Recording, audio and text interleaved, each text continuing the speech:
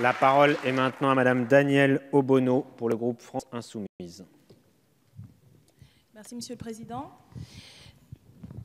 Alors, le groupe de la France Insoumise va voter cette motion de rejet, mais pour les raisons exactement à l'opposé de celles présentées par notre collègue, et je vais vous expliquer pourquoi. Il y a une cohérence dans la présentation qu'a faite notre collègue Monsieur Larrivé, d'aller jusqu'au bout de la logique de l'état d'urgence.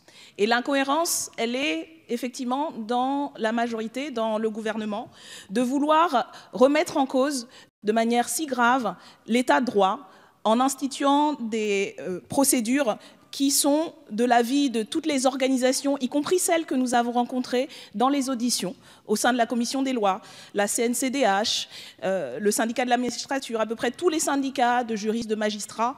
Aujourd'hui encore, Amnesty International et d'autres associations faisaient une conférence de presse pour expliquer, texte à l'appui, preuve à l'appui, pourquoi ce texte remettait si gravement en cause l'état de droit que nous sommes tous et toutes ici prêtes à défendre, tout en prévenant effectivement la commission d'actes de terrorisme.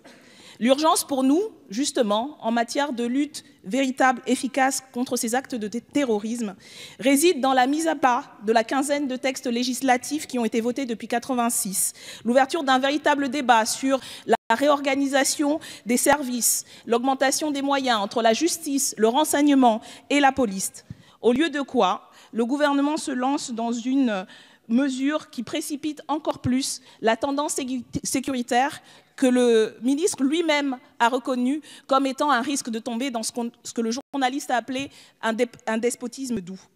Lutter efficacement contre les actes de terrorisme passe donc par plus d'état de droit et non pas moins. Il faut avoir le courage de dire effectivement, il n'existe pas de risque zéro contre le terrorisme, mais nous donner les moyens en garantissant les droits et les libertés démocratiques. C'est pour ça que nous voterons cette motion de rejet, pour que nous puissions avoir ce débat en Assemblée nationale.